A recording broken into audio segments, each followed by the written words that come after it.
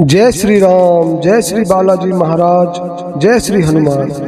प्यारे भक्तों, क्या आप भी अपनी किस्मत को बदलना चाहते हैं? क्या आपको लगता है कि आपका भाग्य आपका साथ नहीं दे रहा है? तो अब आपके इंतजार की घड़ियां खत्म हो गई हैं, क्योंकि भक्तों आज आप एक ऐसे चमत्कारी दिव्य मंत्र को सुनने जा रहे हैं जो आपके पूरे जीवन को बदल कर रख सकता है।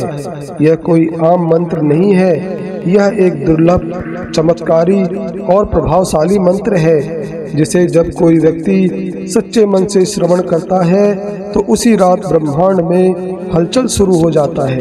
हाँ भक्तों, यह कोई कहानी नहीं बल्कि ईश्वरीय सत्य है। प्रभु संकट मोचन श्री हनुमान जी आपकी सोई हुई किस्मत को जगा सकते हैं और आपको वरदान दे सकते हैं और आपको अचानक महाधनवान व्यक्ति भी बना सकते हैं। प्यारे भक्तों, जिस समय आप अपने मोबाइल पर यह मंत्र चला देंगे उसी क्षण से दिव्य शक्ति आकर्षित होना शुरू हो जाएगा और आपके घर में सकारात्मक ऊर्जा का संचार होगा और हर दिशा से धन बरसने लगेगा।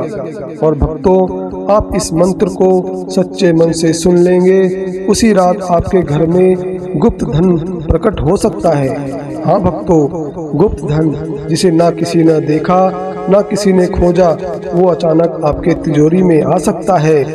भक्तों, जरूरी नहीं कि हर बार धन ही प्रकट हो जाए, लेकिन अगर प्रकट हो गया तो सोचो, आपको करोड़पति बनने से कौन रोक सकता है। यह कोई चुटकुला नहीं है। इस मंत्र को सिर्फ सच्चे मन से 108 बार पूरा श्रवण करो और अपने जीवन में चमत्कार देखो। इस मंत्र को सिर्फ भाग्यशाली लोग ही सुन पाते हैं। तो भक्तों, यदि आप हमारे चैनल पर नए हैं तो हमारे चैनल को सब्सक्राइब करें, वीडियो को लाइक करके कमेंट में जय श्री राम, जय श्री बालाजी लिखकर अपनी हाजिरी अवश्य लगाएं। मंत्र कुछ इस प्रकार है। ओम बागेश्वराय वीर वीराय ओम फट स्वाहा। ओम बागेश्वराय वीर वीराय ओम फट स्वाहा। ओम बागेश्वराय वीर वीराय ओम फट स्वाहा। ओम बागेश्वराय वीर वीराय ओम फट स्वाहा। ओम बागेश्वराय वीर वीराय ओम फट स्वाहा। ओम बागेश्वराय वीर वीराय ओम फट स्वाहा। ओम बागेश्वराय वीर वीराय ओम फट स्वाहा। ओम बागेश्वराय वीर वीराय ओम फट स्वाहा। ओम बागेश्वराय वीर वीराय ओम फट स्वाहा। ओम बागेश्वराय वीर वीराय ओम फट स्वाहा। ओम बागेश्वराय वीर वीराय ओम फट स्वाहा। ओम बागेश्वराय वीर वीराय ओम फट स्वाहा। ओम बागेश्वराय वीर वीराय ओम फट स्वाहा। ओम बागेश्वराय वीर वीराय ओम फट स्वाहा। ओम बागेश्वराय वीर वीराय ओम फट स्वाहा। ओम बागेश्वराय वीर वीराय ओम फट स्वाहा। ओम बागेश्वराय वीर वीराय ओम फट स्वाहा।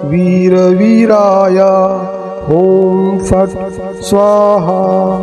ॐ बागेश्वराय वीरवीराय ॐ फट् स्वाहा। ॐ बागेश्वराय वीरवीराय ॐ फट् स्वाहा। ॐ बागेश्वराय वीरवीराय ॐ फट् स्वाहा। ॐ बागेश्वराय वीरवीराय ॐ फट् स्वाहा। ॐ बागेश्वराय वीरवीराय ॐ फट् स्वाहा। ॐ बागेश्वराय वीरवीराय ॐ फट् स्वाहा। ॐ बागेश्वराय वीरवीराय ॐ फट् स्वाहा। ॐ बागेश्वराय वीरवीराय ॐ फट् स्वाहा। ॐ बागेश्वराय वीरवीराय ॐ फट् स्वाहा। ॐ बागेश्वराय वीरवीराय ॐ फट् स्वाहा। ॐ बागेश्वराय वीरवीराय ॐ फट् स्वाहा। ॐ बागेश्वराय वीरवीराय ॐ फट् स्वाहा। ॐ बागेश्वराय वीरवीराय ॐ फट् स्वाहा। ॐ बागेश्वराय वीरवीराय ॐ फट् स्वाहा। ॐ बागेश्वराय वीरवीराय ॐ फट् स्वाहा। ॐ बागेश्वराय वीरवीराय ॐ फट् स्वाहा।